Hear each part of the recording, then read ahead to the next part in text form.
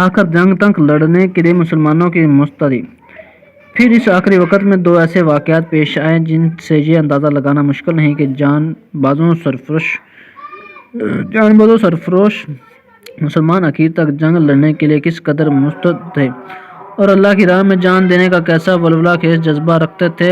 حضرت کعب بن مالک کا بیان ہے کہ میں نے مسلمانوں میں جو گھاٹی سے باہر آئے تھے، میں نے دیکھا کہ مشرکین کے ہاتھ مسلمان شہداء کا مسلح کیا جا رہا ہے تو رک گیا۔ پھر آگے بڑھ کر کیا دیکھتا ہوں کہ ایک مشرک جو بھاری پھر کم زرہ میں ملبوس تھا، شہیدوں کے درمیان سے گزر رہا تھا اور کہتا جا رہا تھا کہ کٹی ہوئی بکریوں کی طرح ڈھیر ہو گئے، اور ایک مسلمان اس کی راہ تک رہا، وہ بھی زرہ پہنے ہوئے تھا۔ میں نے چند قدم اور بڑھ کر اس کے پیچھے وہ لیا، پھر کھڑے ہو کر آنکھوں مسلم اور کافر کو تولنے لگا۔ محسوس ہوا کہ کافر اپنے ڈیل ڈول اور ساز و سامان دونوں لحاظ سے بہتر ہیں۔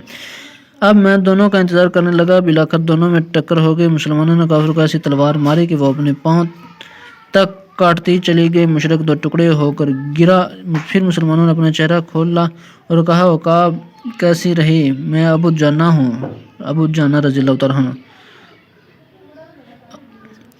خاتمہ جنگ پر کچھ مومن عورتیں میدان جہاد میں پہنچی۔ چنانچہ حضرت انس رضی اللہ تعالیٰ عنہ کو بیان ہے کہ میں نے حضرت عائشہ بنت ابو بکر اور ام سلیم کو دیکھا کہ پنڈلی کی پازیب تک کپڑے چڑھائے پیٹھ پر پانی کی مشکیزیں لا رہی تھیں اور زخمیوں کے منہ میں انڈیل رہی تھیں۔ حضرت عمر رضی اللہ عنہ کا بیان ہے کہ احد کے روز حضرت ام سلیت رضی اللہ عنہ ہمارے لیے مشکیزیں بھر بھر کر لا رہی تھیں۔